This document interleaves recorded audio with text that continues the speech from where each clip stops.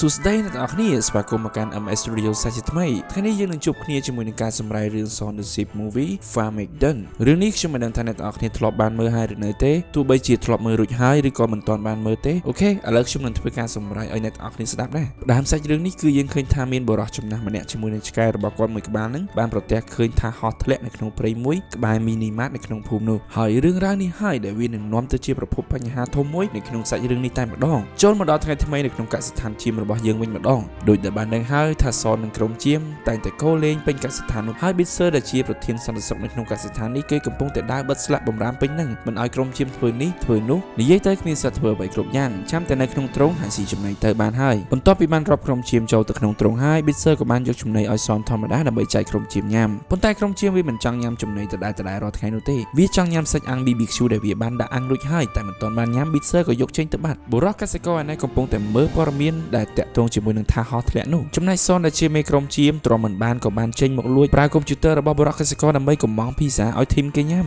នៅពេលដែលអ្នកដឹកជញ្ជូនបានធ្វើដំណើរទៅដល់ហាងភីហ្សាហើយបានយកភីហ្សា3ដុំនោះចេញមកក៏ស្រាប់តែឮសំឡេងចម្លែកម្យ៉ាងចេញពីកំពត់ព្រៃមួយហើយកំពត់ព្រៃនោះហើយគឺជាកន្លែងដែលថាហោះធ្លាក់ដែលធ្វើឲ្យបុរសចំណាស់ជាមួយនឹងឆ្កែរបស់គាត់នោះបានឃើញក៏ជារឿងមួយដែលកំពុងតែល្បីសុសសាយពេញព័ត៌មានផងដែរបន្ទាប់ពីបានដាក់ភីហ្សាចូលទៅក្នុងប្រអប់ម៉ូតូរួចហើយបុរសអ្នកដឹកជញ្ជូនក៏បានយកទូរស័ព្ទរបស់គេទៅចុចពិលមើលទៅក្នុងកំពត់ព្រៃនោះចង់ដឹងថាតើជាអ្វីពេលនោះគេបានប្រទះឃើញកង្កែបមួយក្បាលរវល់តែរកមើលគេមិនដឹងថាមានអ្វីម្យ៉ាងបានទៅចូលលួចភីហ្សារបស់គេនោះទេភីហ្សាទាំង3នោះនៅសល់តែប្រអប់ហើយបុរសអ្នកដឹកជញ្ជូនក៏បានចេញដំណើរទៅពេលភីហ្សាមកដល់កសិដ្ឋានសនបានខ្លែងធ្វើជាមនុស្សដើម្បីចាំទទួលភីហ្សានោះចៃដនអី Bitser ក៏បានមកដល់ដែរ Bitser មិនអនុញ្ញាតឲ្យក្រុមជាមញ៉ាំភីហ្សាទាំងអស់នោះទេគេបានយកពីរប្រអប់ទៅឲ្យបុរសកសិករហើយទុកតែមួយប្រអប់ឲ្យក្រុមជាមតែប៉ុណ្ណោះប៉ុន្តែភីហ្សាទាំងនោះគឺជាប្រអប់ទទេដោយដែល admin បានប្រាប់អញ្ចឹង Bitser ខាងសម្បាននឹងសនមែនតែនក៏បានយកប្រអប់ភីហ្សានោះមកស្រែកដាក់សនឲ្យនៅក្រុមជាមមិនត្រឹមតែប៉ុណ្ណោះក៏បានយកចំណីរបស់ក្រុមជាមទៅវិញទៀតផងពិតជាអាក្រក់មែនតែនហើយយប់នោះសននឹងក្រុមជាមក៏បានដេកទាំងគោពោះគ្រប់តែម្ដងប៉ុន្តែយប់នោះក៏មានសំឡេងរថយន្ត2 3បើកាត់មុខផ្ទះឡើងរង្គើព្រឹកឡើងថ្ងៃថ្មី Bitser ក៏បានខ្វៀលក្រុមជាមចេញមកស៊ីចំណីធម្មតាប៉ុន្តែពេលនោះសនក៏បានប្រទះឃើញភីហ្សាចំណិតតូចជាច្រើនតម្រៀបជាជួរដូចជានាំផ្លូវគេឲ្យចូលទៅកាន់រោងជាមវិញ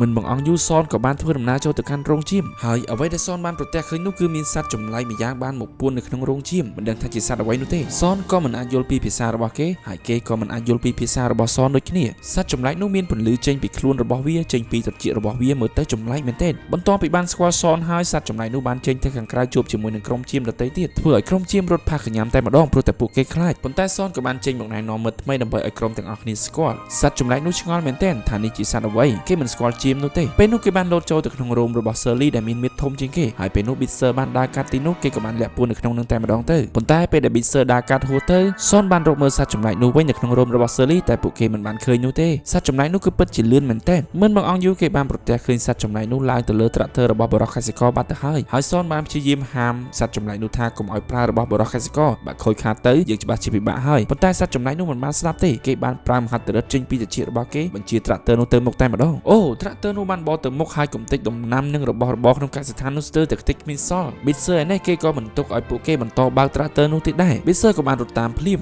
សត្វចម្លែកនឹងសនបានបន្តបើកត្រាក់ទ័រកំទេចកសិដ្ឋានស្ទើរខ្ទេចគ្មានសល់ជ្រូកមន់ទាហើរហោះពេញនឹងហើយ Finally សនហើយនឹងសត្វចម្លែកបានបើកត្រាក់ទ័រនោះឡើងទៅលើទួលខ្ពស់ហើយទម្លាក់ចុះមកវិញធ្វើឲ្យត្រាក់ទ័ររបស់បុរសកសិករខ្ទេចគ្មានសល់ទេស្របពេលដែលត្រាក់ទ័រធ្លាក់ចុះដល់ដី Bitser ក៏បានទៅដណ្ដើមសោពីសនហើយនឹងសត្វចម្លែកបានមកវិញផងដែរបុរសកសិករខឹងខ្លាំងណាស់គ្រាន់តែឮសំឡេងត្រាក់ទ័ររបស់គាត់ធ្លាក់ភ្លាមគាត់ក៏បានចេញពីក្នុងផ្ទះមកភ្លាមហើយពេលនោះសនហើយនឹងសត្វចម្លែកបានរត់បាត់ទៅហើយនៅសល់តែ Bitser កាន់សោម្នាក់ឯងភ័យមែនទែនប៉ុន្តែបុរសកសិករមិនបានខឹងនឹង Bitser នោះទេគាត់បែរជាសប្បាយចិត្តទៅវិញនៅពេលដែលបានឃើញរូបមួយនៅក្នុងស្រូវរបស់គាត់វ៉ាវត្រាក់ទ័រដែលសនហើយនឹងសត្វចម្លែកបានបើកច្រូតស្រូវនោះបានក្លាយទៅជារូបមួយដែលគួរឲ្យចាប់អារម្មណ៍ខ្លាំងមែនទែនហើយរូបនោះគឺជារូបដែលគេកំពុងតែពេញនិយមនៅក្នុងទស្សនាវដ្តីនោះឯងបុរសកសិករប្រែជាសប្បាយចិត្តដោយសារតែគាត់គិតថាគាត់នឹងរកប្រាក់បានរាប់ម៉ឺនដុល្លារដោយសារតែរូបនេះគាត់ក៏មានគំនិតបង្កើតសួនកំសាន្តមួយដែលតាក់ទងជាមួយនឹង UFO ហើយនឹងថាហោះក៏ដូចជារូបដែលមាននៅលើស្រូវនៅក្នុងកសិដ្ឋានរបស់គាត់នេះឯងក្រឡេកមកមើលសត្វចម្លែកឯនេះវិញគេមានសមត្ថភាពពិសេសមែនទែនត្រចៀករបស់គេមានសមត្ថភាពពិសេសមែនទែនអាចប្រមូលរបស់របរនៅក្នុងផ្ទះរបស់បុរសកសិករឲ្យហោះហើរចូលមកទីកន្លែងរបស់គេបានហើយគេក៏អាចដឹងបានថាហោះរបស់គេបានចតទុកនៅទីណានេះគឺជាសញ្ញាមួយដូចជាបានភីននៅក្នុង map ឬក៏ GPS អញ្ចឹងហើយសញ្ញានេះគឺជា logo របស់ Mini Mart នៅក្នុងភូមិនោះឯងជាទីកន្លែងដែលគេបានចតថាហោះដំបូងនោះអីសនក៏ស្គាល់កន្លែងនោះដែរហើយគេគិតថាគេនឹងនាំសត្វចម្លែកនោះទៅកាន់ថាហោះរបស់គេវិញដើម្បីកុំឲ្យបាត់វត្តមានសនពេលដែលសនជូនសត្វចម្លែកទៅរកថាហោះវិញនោះក្រុមជាបានធ្វើជាតុក្កតាឈើមួយមានរូបរាងដូចសនដើម្បីស្រង់វត្តមានពេលព្រឹកនៅពេលដែល Bitser ហៅអូខេពេលនេះសន នស្កប់ចិត្តហើយគេក៏បានជូនសត្វចម្លែកទៅរកថាហោភ្លាមនៅកន្លែងមីនីម៉ាតនិងកន្លែងលក់ភីសានោះមានក្រុមសង្កេតការមួយកំពុងតែធ្វើការសង្កេតនៅទីនោះការសង្កេតនោះតាក់ទងជាមួយនឹងរឿងថាហោនោះហើយក្រុមអ្នកសង្កេតការកំពុងតែសម្ភាសបរិះចំណាស់ជាមួយនឹងឆ្កែរបស់គាត់តាក់ទងជាមួយនឹងរឿងថាហោនោះហើយស្រីម្នាក់នេះគឺជាមេក្រុមសង្កេតការនេះឯងមេក្រុមសង្កេតការនេះមានជំនួយការដែលជារ៉ូបូតមួយចាំជួយគាត់គ្រប់កិច្ចការតែម្ដងហើយគោលបំណងរបស់ក្រុមសង្កេតការនោះគឺប្រមូលយកថាហោទាំងអស់ដែលបានចុះមកលើផែនដីក្រុមសង្កេតការនឹងបរិះចំណាស់នោះក៏បាននាំគ្នាចូលទៅក្នុងព្រៃនោះប៉ុន្តែចម្លែកមែនទែនពេលទៅដល់ទីតាំងនោះគឺមិនបានឃើញថាហោនោះទេពួកគេគិតថាបរិះចំណាស់នោះប្រហែលជាវង្វេងឬក៏កុហកពួកគេហើយមេក្រុមសង្កេតការក៏បានបញ្ជាឲ្យកូនចៅចាប់បរិះចំណាស់នោះយកទៅហើយបានឲ្យជំនួយការរបស់គេបំផ្លាញឯកសារនោះចោលគិតថាករណីនេះគឺមិនមានពិតនោះទេចំណែកសនហើយនឹងសត្វចម្លែកនេះវិញក៏បានយកធុងសម្រាមធ្វើជាយានជំនិះដោយប្រើកម្លាំងល្បឿនចេញពីត្រចៀករបស់សត្វចម្លែកនោះចំណែកបរិះកសិករនិងប៊ីសឺនេះវិញកំពុងតែរៀបគម្រោងបង្កើតសួនកំសាន្តដូចដែលបានគិតទុកមុន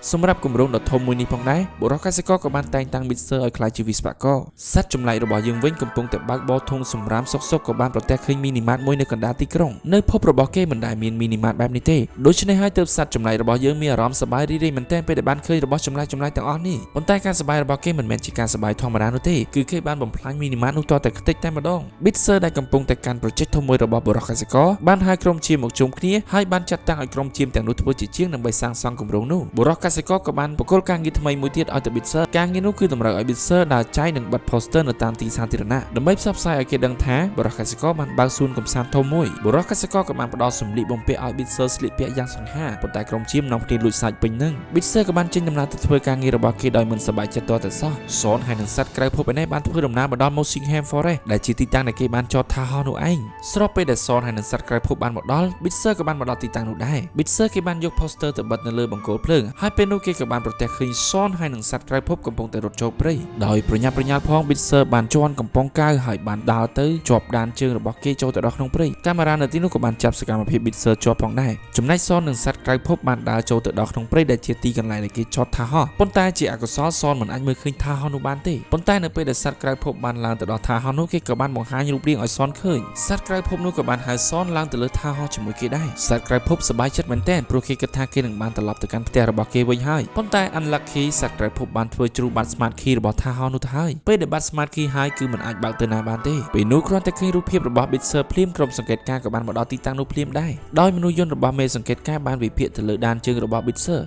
នេះបានហិតក្លិនដេញតាមដើររកសនហើយនឹងសត្វក្រៅភពដើរចូលដើរឡើង Big Sur ក៏បានចូលទៅកាន់ថាហោជាមួយសននិងសត្វក្រៅភពដែរប៉ុន្តែ Big Sur មិនបានចូលទៅកាន់កន្លែងតកងនោះទេគេបានចូលទៅកាន់បន្ទប់ដេកនៅក្នុងថាហោនោះហើយបានដេកលក់ស្កប់ស្កល់ទៅសត្វក្រៅភពហើយនឹងសនកំពុងតែវិវក់ព្រោះរក smart key មិនឃើញពេលនោះរើចូលរើឡើងសនបានប្រទះឃើញរូបថតមួយដែលសត្វក្រៅភពបានថតជាមួយពុកម្ដាយរបស់គេសត្វក្រៅភពបានដាក់ដៃទៅលើក្បាលរបស់សនដើម្បីឲ្យគេបានដឹងរឿងនោះដែរតាមពិតរឿងដែលបណ្ដាលឲ្យសត្វក្រៅភពបានមកដល់ទីនេះគឺពេលនោះឪពុកម្ដាយរបស់គេកំពុងតែគេងលក់ហើយសត្វក្រៅភពជាឱកាសនោះក៏បានយក smart key បញ្ជាថាហោះចូលមកកាន់ភពផែនដីតែម្ដងតាមពិតសត្វនេះគឺជាសត្វក្រៅភពរបស់ពួក alien ទេតាពេលនោះគេចាំបានថាគេបានកាន់ smart key នោះចុះទៅក្រោមតែមិនដឹងជ្រុះបាត់នៅទីណានោះទេពេលនោះក្រុមសង្កេតការក៏បានមកដល់ហើយពួកគេបានរើសបាន smart key នោះមិនត្រឹមតែរើសបាន smart key នោះទេពួកគេក៏បានដឹកថាហោះនោះយកទៅទៀតផងទាំងដែលសន Big Sur ហើយនិងសត្វក្រៅភពកំពុងតែនៅលើនោះក្រុមសង្កេតការក៏បានដឹកថាហោះចូលទៅកាន់ទីស្នាក់ការរបស់ពួកគេពេលនេះមេក្រុមសង្កេតការទទួលបានទាំង smart key ទទួលបានទាំងថាហោះប៉ុន្តែពួកគេមិនបានដឹងថាសន Big Sur ហើយនិងសត្វក្រៅភពនៅលើថាហោះនោះទេសនហើយនិងសត្វក្រៅភពនៅពេលនេះត្រូវតែធ្វើយ៉ាងណាដើម្បីទៅលួចយក smart key នោះមកវិញឲ្យបានអូមែនហើយសត្វក្រៅភពនោះក៏មានសមត្ថភាពពិសេសមួយទៀតគឺវាអាចចងចាំសំឡេងនៅពេលដែលគេនិយាយនិងគេបញ្ចេញសំឡេងបានភ្លាមៗដោយ password នៅលើទ្វារដែលត្រូវ access ចូលបន្ទប់របស់មេសង្កេតការនោះគឺសំឡេងហួចរបស់គាត់ពេលនោះសនហើយនិងសត្វក្រៅភពក៏បាន access ចូលដោយសារតែសត្វក្រៅភពអាចធ្វើសំឡេងហួចរបស់គាត់បានសននិងសត្វក្រៅភពក៏បានព្យាយាមរិះរកគ្រប់វិធីដើម្បីទៅលួច smart key នោះពួកគេបានលួច smart key នោះបានសម្រេចពិតមែនប៉ុន្តែចៃដន្យអីរបស់ Big Sur ដែលទើបតែភ្ញាក់ពីដេកនោះក៏បានចុះពីថាហោះនោះធ្វើឲ្យក្រុមអ្នកសង្កេតការនោះមានការងឿងឆ្ងល់ជាខ្លាំងព្រោះគិតថាមាន alien ចុះពីលើថាហោះសូម្បីតែជំនួយការរបូតក៏ខ្លាចស្រមោលរបស់ alien នោះដែរតែតាមពិតមិនមែន alien ទេគឺ Big Sur តាពេលនោះក្រុមអ្នកសង្កេតការក៏បានចាប់ខ្លួន Big Sur សននិងសត្វក្រៅភពក៏បានលួចយក smart key រត់មកដល់ទីនោះដែរមេក្រុមសង្កេតការក៏បានប្រកាសអាសន្នដើម្បីឲ្យកូនចៅចាប់ខ្លួន Big Sur សនហើយនិងសត្វក្រៅភពប៉ុន្តែចាប់ខ្លួនពួកគេមិនបាននោះទេថាហោះក៏បានហោះចេញទៅយ៉ាងលឿនហើយក៏បានចេញផុតពីទីស្នាក់ការរបស់ក្រុមសង្កេតការទៅពេលនេះសនបានណែនាំ Big Sur ទៅឲ្យសត្វក្រៅភពស្គាល់ថា Big Sur គឺជាប្រធានសន្តិសុខនៅក្នុងកសិដ្ឋានរបស់គេអ្នកទាំង3ក៏បានរួមដំណើរនៅលើថាហោះជាមួយគ្នាហើយពេលនេះគឺសត្វក្រៅភពបាននាំ Big Sur ហើយនិងសនទៅកាន់ភពរបស់គេការរត់គេចរបស់សត្វក្រៅភពពេលនេះធ្វើឲ្យមេក្រុមសង្កេតការមានអារម្មណ៍ថាខឹងមែនទែនហើយពេលនោះគាត់ក៏បាននឹកឃើញទៅដល់អតីតកាលរបស់គាត់កាលពីគាត់នៅក្មេងគាត់ក៏បានជួបជាមួយនឹងសត្វចម្លែក ក្រៅភពពីរនាក់ដូចជាសត្វចម្លែកដែលគាត់ទើបតែជួបបាញ់មិញនេះដែរហើយគាត់ក៏បានគូររូបសត្វក្រៅភពនោះយកទៅបង្ហាញមិត្តរួមថ្នាក់របស់គាត់ប៉ុន្តែគ្មានអ្នកណាជឿគាត់នោះឡើយហើយគំនូរនេះគាត់នៅតែរក្សាទុករហូតដល់សព្វថ្ងៃកំពុងតែធ្វើដំណើរដោយឃ្លានផងសត្វក្រៅភពបានណែនាំសនអំពីការចុចយកភីហ្សាញ៉ាំសនរំភើបខ្លាំងណាស់ព្រោះគេមិនដែលបានញ៉ាំស្រួលអញ្ចឹងទេប៉ុន្តែដោយសារសម្លេងចុចយកភីហ្សានោះធ្វើឲ្យរំខានដល់ Bitzer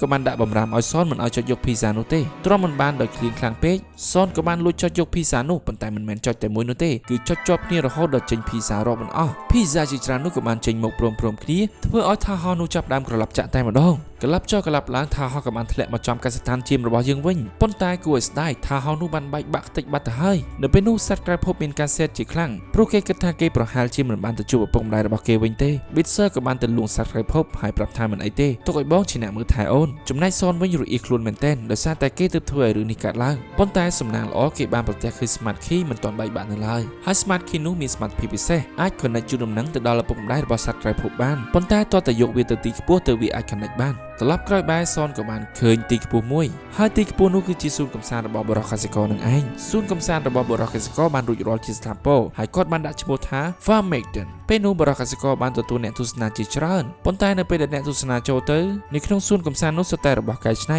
ពួកគេមិនមានអារម្មណ៍រំភើបនិងប្លែកអីសោះស្របពេលដែលភ្ញៀវចូលទៅទស្សនាសននិងក្រុមជាមក៏បានបន្លំខ្លួនចូលទៅដែរដោយគោលបំណងរបស់គេនោះគឺឡើងទៅកាន់ទីខ្ពស់ដើម្បី connect Smart Key ឲ្យដល់ឪពុកម្ដាយរបស់សត្វក្រៅភពសននិងក្រុមជាមក៏បានរៀបរកគ្រប់វិធីដើម្បីឡើងទៅកាន់ទីខ្ពស់នោះស្របពេលដែលបរិះកសិករកំពុងតែសម្ដែងសូរបង្ហាញពីបរិះចំណាស់ម្នាក់ជាមួយនឹងឆ្កែរបស់គាត់ដែលបានប្រទះឃើញថាហោះសូរនេះគឺគាត់បានសម្ដែងតាក់ទងទៅនឹងរឿងពិតទៅនឹងព្រឹត្តិការណ៍ថ្មីៗដែលទើបនឹងកើតឡើងប៉ុន្តែការសម្ដែងសូរនេះធ្វើឲ្យទស្សនិកជនមិនពេញចិត្តទាល់តែសោះសូម្បីតែបរិះចំណាស់ដែលជួបព្រឹត្តិការណ៍ផ្ទាល់គាត់ក៏បានមកចូលរួមទស្សនាផងដែរហើយគាត់ក៏មិនពេញចិត្តជាមួយនឹងសូរនោះដែរកំពុងតែសម្ដែងសុកមេក្រុមសង្កេតការនិងជំនួយការរ៉ូបូតរបស់គេបានមកដល់ដោយមេក្រុមសង្កេតការបានប្រែកាយរូបគេទៅជារ៉ូបូតឡានមួយហើយរ៉ូបូតឡាននោះបាន scan detect ជាប់ជាមួយនឹងសត្វក្រៅភពដោយ scan នោះវាបានបញ្ជាក់ថាជាសត្វអេលៀនមិនចាំយូរទេរ៉ូបូតឡាននោះក៏បានហោះសម្ដៅទៅរកសត្វក្រៅភពរបស់យើងភ្លាមប៉ុន្តែការសាមគ្គីរបស់ក្រុមជាមនៅតែមានក្រុមជាមទាំងអស់ក៏បានហក់ទៅសន្ធប់ទៅលើរ៉ូបូតឡាននោះហើយបានចូលទៅខាងក្នុងដើម្បីផ្ដាច់ហ្វុយស៊ីភ្លើងពីរ៉ូបូតនោះដើម្បីកុំឲ្យវាដំណើរការទៀតក្រុមជាមដែលជួយបង្អាក់ដំណើររបស់រ៉ូបូតឡានឡើងទៅខាងលើនោះគឺពិតជាបានជោគជ័យ